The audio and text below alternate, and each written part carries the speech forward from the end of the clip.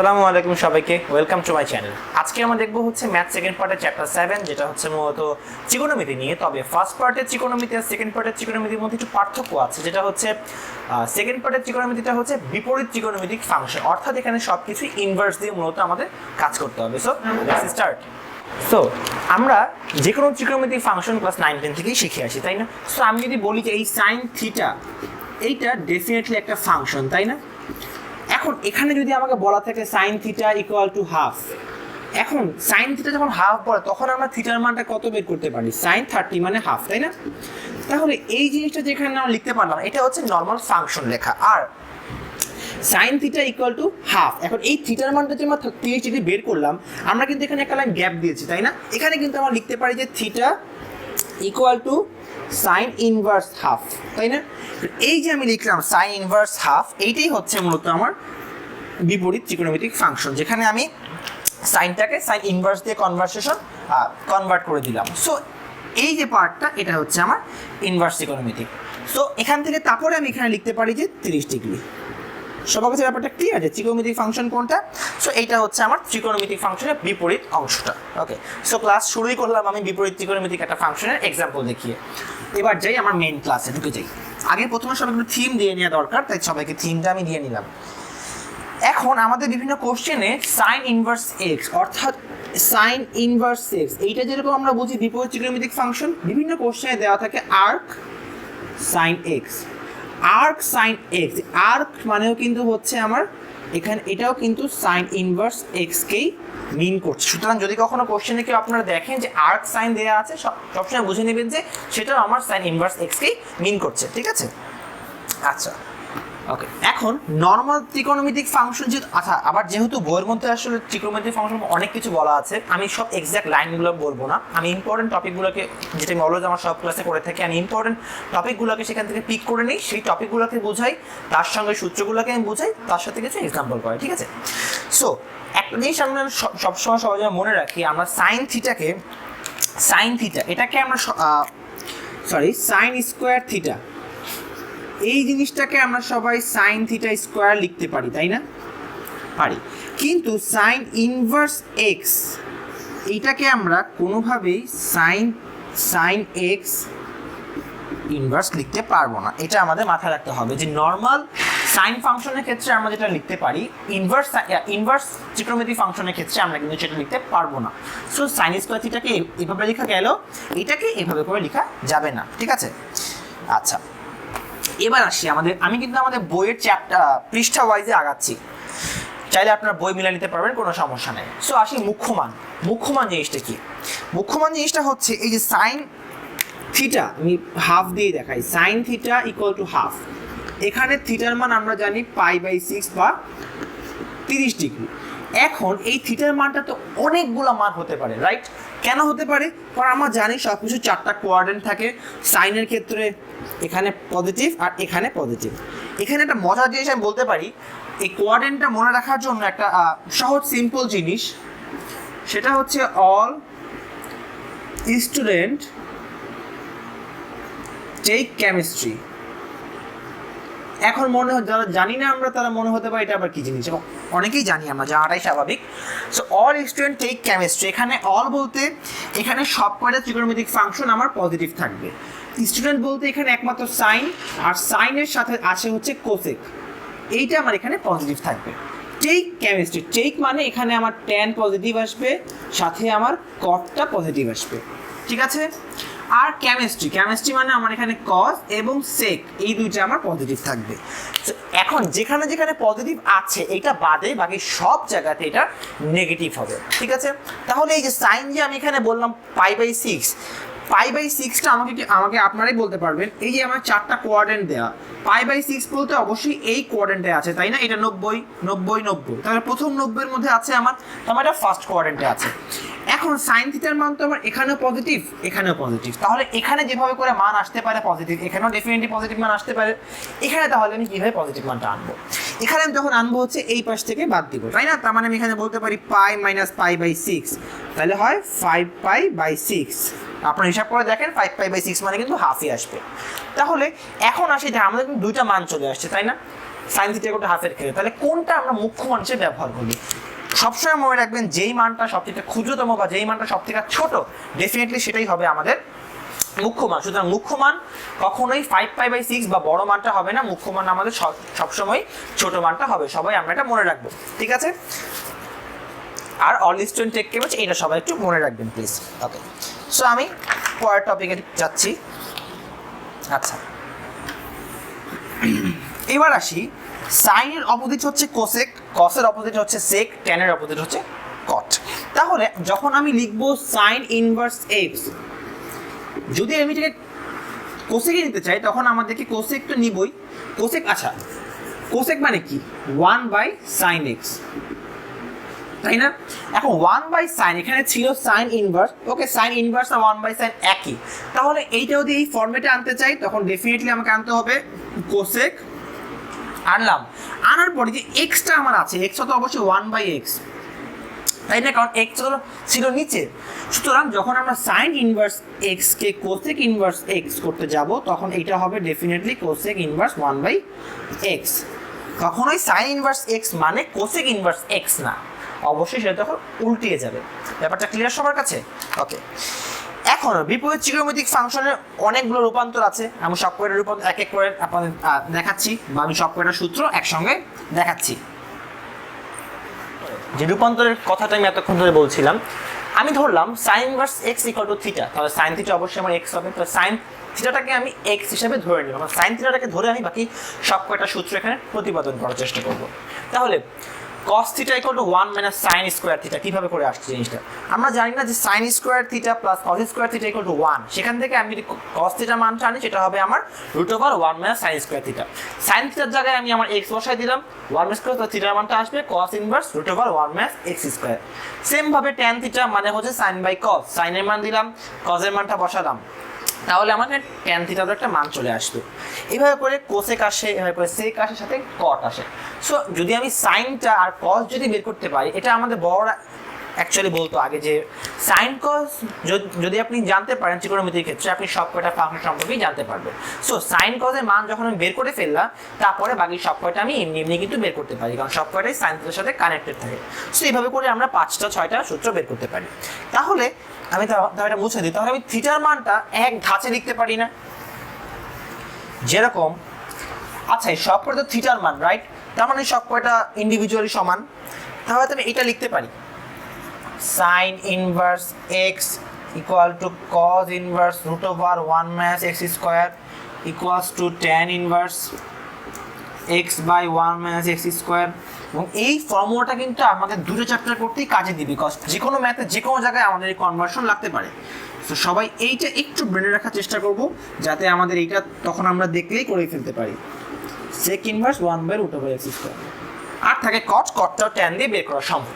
So এই যে ফর্মুলাটা আমি লিখলাম সব কয়টা ইন্টার কানেক্টেড ড্যাশ ওয়াইজ, এইটা সব থেকে ইম্পর্টেন্ট ফর্মুলা, ঠিক আছে? এটা গেল আমাদের ফর্মুলার মাধ্যমে বের করা। এখন যদি আমি চাই যে আমি জ্যামিতিক আকারে বের করব, ডেফিনেটলি আমি জ্যামিতিক আকারে বের করতে পারি, কারণ ত্রিকোণমিতির মূলত শুরুই হয়েছিল জ্যামিতি থেকে, তাই না? সো তাহলে যদি আমি জ্যামিতিক পদ্ধতিতে বের করতে চাই, ধরেন আমার কাছে দেয়া আছে সাইন ইনভার্স এক্স। সাইন মানে কি জানি আমরা? যদি সবকিছু জানি আমরা অবশ্যই সমকোণী ত্রিভুজ হয়। তাহলে যদি আমরা মনে করি যে সাইন ইনভার্স এক্স মানে কি লম্ব বাই অতিভুজ, এটা যদি আমার থিটা হয়, এটা লম্ব, এটা অতিভুজ, এটা ভূমি, তাই না? তাহলে অবশ্যই আমার লম্ব বাই ভূমি, এক্স মানে কি x/1, তো লম্ব বাই অতিভুজ, ধরলাম এটা এ। এখন আমি পিথাগোরাসের ফর্মুলা অ্যাপ্লাই করি। পিথাগোরাসের ফর্মুলাটা কি? 1 square equal to a square plus x square. যদি আমি এখান থেকে a এর মানটা আনতে চাই, এর মানটা হবে √x স্কোয়ার মাইনাস 1। তাহলে তো এইটাই পেয়ে গেলাম, তাই না? মানে এইটার মান তাহলে হচ্ছে আমার √x স্কোয়ার মাইনাস 1। এখন যদি আমি বলতে চাই, তাহলে আমি এই সাইন থেকে এখন আমি যে কোনোটা চাইলে বের করতে পারবো। আমি এখন এখান থেকে চাই ট্যান থিটার মানটা বের করব। ট্যান থিটা মানে কি? লম্ব বাই ভূমি, x/√x স্কয়ার মাইনাস 1। ভিডিওটা আপনারা একবার রিভাইন্ড করে আসেন, দেখেন সেখানে কিন্তু সেম বের হয়েছিল। আমি চাই এখান থেকে cos বের করব। cos থিটা মানে কি? ভূমি বাই অতিভুজ, তার মানে হচ্ছে √x স্কয়ার মাইনাস 1। আমি চাই কোসেক বের করব। অতিভুজ বাই লম্ব, এভাবে করে কিন্তু সব কয়টি বের করা সম্ভব। সো জ্যামিতিক আকারও যদি আপনাকে বের করতে চান, আপনার জ্যামিতিক আকারও এটা বের করতে পারবেন, ঠিক আছে। সো আই হোপ এটা বুঝতে কারো কোনো সমস্যা নাই। আর এটা ছিল হচ্ছে জ্যামিতিক আকারে কিভাবে রূপান্তর করা যায় এবং ফর্মুলার মাধ্যমে কিভাবে রূপান্তর করা যায়। এখন আমরা দেখবো হচ্ছে এই চ্যাপ্টারে মানে অরিজিনাল যে সূত্রগুলো, সেই সূত্রগুলো চ্যাপ্টারের মধ্যে কি, যেই ফর্মুলাগুলো আমার এই দুটো চ্যাপ্টারের মধ্যে সব কটা ম্যাথ করতে লাগবে, সেই ফর্মুলাগুলো আমি এখানে লিখে রেখেছি। ফর্মুলাগুলো তারা বলে এক এক করে এবং কোনটা এখানে সব থেকে সহজ এবং কোনটা ইম্পর্টেন্ট সেটা আমি বলে দিব। sin inverse x plus minus sin inverse y equal to sin inverse x into 1 minus y square plus minus y into root over 1 minus x square. cos এর ক্ষেত্রে আমার সেম সূত্র আসবে, tan inverse x plus tan inverse y equal to হচ্ছে tan inverse x plus y by 1 minus xy, R tan inverse x minus tan inverse y হচ্ছে tan inverse x minus y by 1 plus xy। সূত্রগুলো আমি খুব দ্রুত বললাম, আমি জানি। এইটা হচ্ছে আমার একটা ইম্পর্টেন্ট সূত্র, এটা একটা ইম্পর্টেন্ট সূত্র। আমি আপনাদের সবাইকে রিকোয়েস্ট করবো, আপনারা ম্যাথ যখন দেওয়া থাকবে, ওই জ্যামিতিক যে ফর্মুলাটা আমি দেখালাম ত্রিভুজের সাহায্যে, সেটার মাধ্যমে আপনারা সব কিছুকে টেনে কনভার্ট করে নেবেন। টেনের ফর্মুলাটা সোজা, দেখতেও সোজা, করতেও সোজা।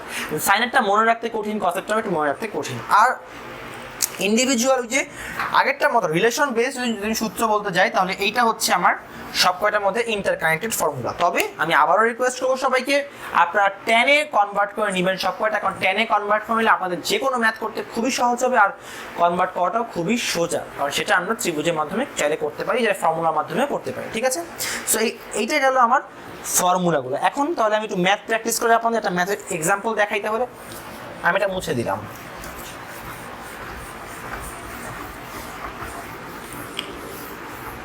বইতে অনেক ম্যাথ দেওয়া আছে, আমি তো অ্যাকচুয়ালি সব ম্যাথ করাতে পারবো না। আমি কিছু অ্যাডমিশনের ম্যাথ করাচ্ছি, কিছু বোর্ড এক্সামের ম্যাথ করাবো।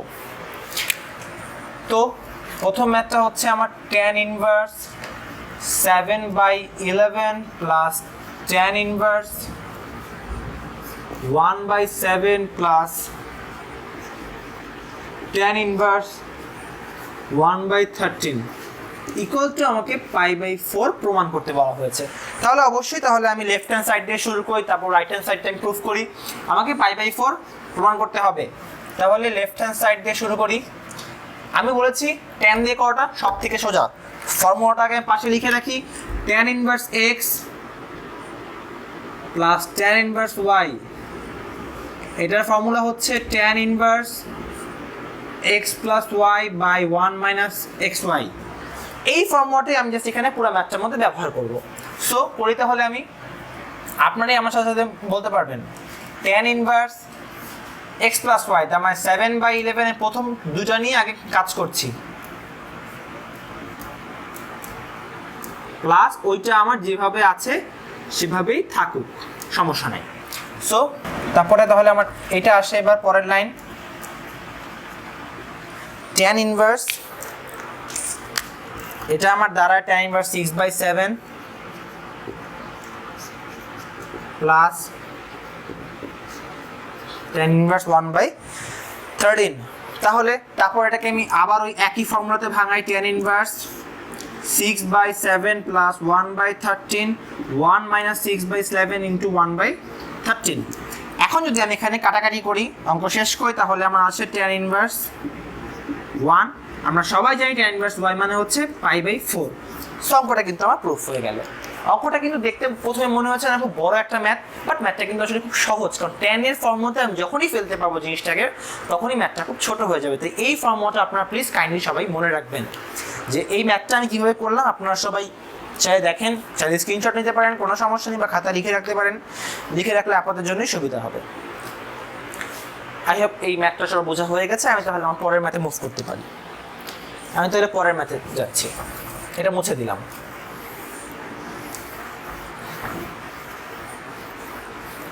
আমার পরের ম্যাথটা হচ্ছে, এটা প্রমাণ করো। কোশ্চেনটা আমি তুলি, একটু সময় দিবেন আমার কষ্ট করে। sin inverse 4/5 plus sin inverse 5/13 plus sin inverse 16/65 আমাকে বলেছে ইকুয়াল টু π/2 প্রমাণ করতে হবে। এখন এরকম যখনই থাকবে, সবসময় বলেছি সাইন কস যেখানেই যেমন, তখন সব টেনে কনভার্ট করতে হবে। কনভার্ট করার জন্য আমি একটা জায়গা বের করে রাখি। কনভার্ট করার জন্য আমি অলওয়েজ টেনটাকে বেছে নিই, কারণ টেনের ফর্মুলাটা সোজা, আমি কিন্তু বারবার বলছি একটা কথাই। আমরা ত্রিভুজের মাধ্যমে টেনে কনভার্ট করতে পারি। তো শুরুটা দিয়ে করি, সাইন ইনভার্স 4/5। আমি একটা ত্রিভুজ আঁকলাম। সাইন মানে হচ্ছে, আমরা সবাই জানি সাইন মানে হচ্ছে লম্ব বাই অতিভুজ। তাহলে এ পাশে করি, হ্যাঁ। আমি ত্রিভুজটাকে আঁকলাম, লম্ব বাই অতিভুজ, লম্ব 4 অতিভুজ 5। আমাকে এখানে এটা বের করতে হবে, বের করে নিব, সমস্যা নেই। সাইন ইনভার্স 5/13, এটার জন্য আমি আরেকটা ছবি আঁকবো, 5/13। আরেকটা ছবি আঁকবো, এটা হচ্ছে আমার 16/65। এখন এই সব জায়গায় যদি আমি পিথাগোরাসের থিওরিটা অ্যাপ্লাই করি, তাহলে এখানে আসবে আমার 3, এখানে আসবে আমার 12। যেহেতু আমার করা আছে, এই জন্য আমি দেখে দেখে সেটা বসাই দিতে পারি, আপনারা চাইলে বাসায় করতে পারেন। আর হ্যাঁ, ভুল হলে আমাকে কমেন্ট করে বলবেন, কোনো সমস্যা নেই, আমি ইনশাল্লাহ ভুলটা শুধরে নিব।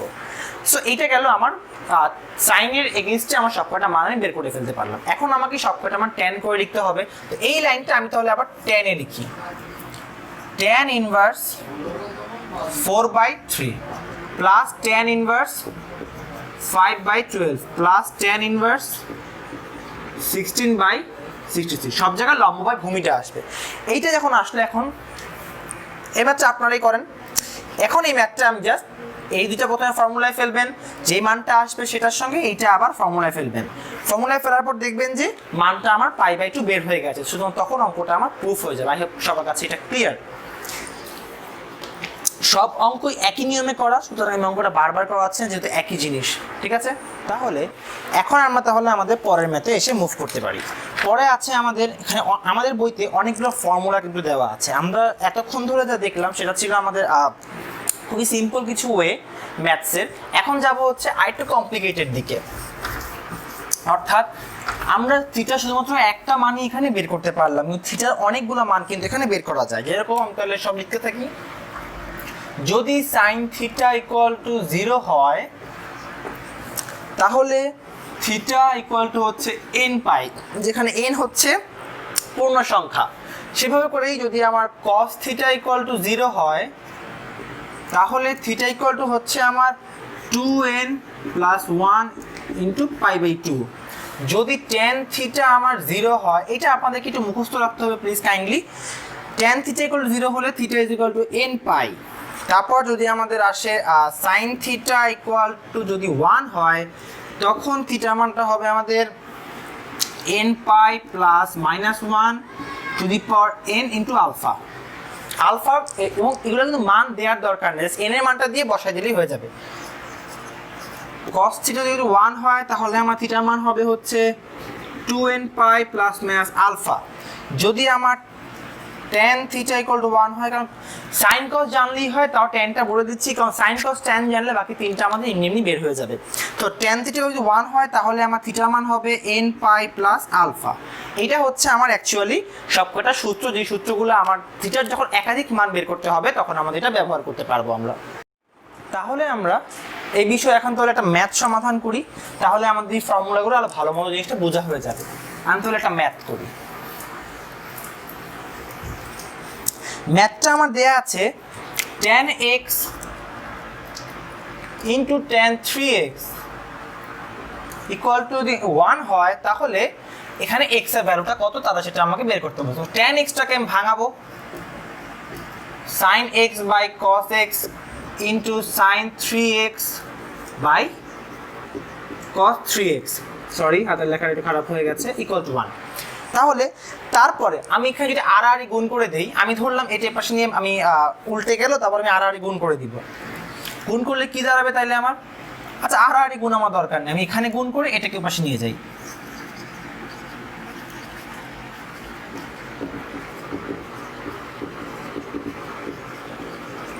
আমি জাস্ট গুণ করে এক পাশটাকে আরেক পাশে সরাই দিলাম। এখন এটাকে এই পাশে নিয়ে আসি, cos x × cos 3x।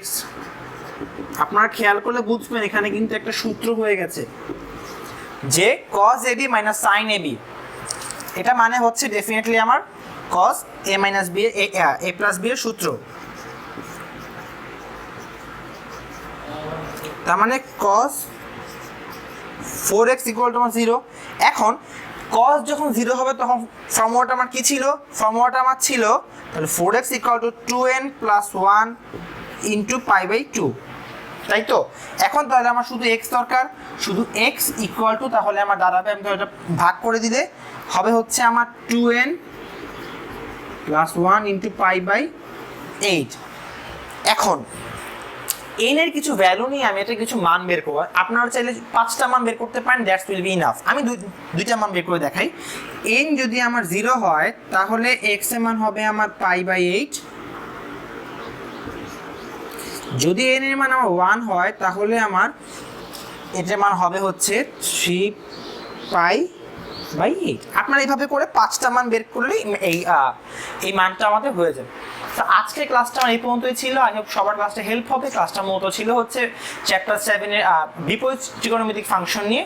So যদি সবার ক্লাসটা ভালো লেগে থাকে অবশ্যই সবার কাছে শেয়ার দিবেন এবং do subscribe. Thank you so much.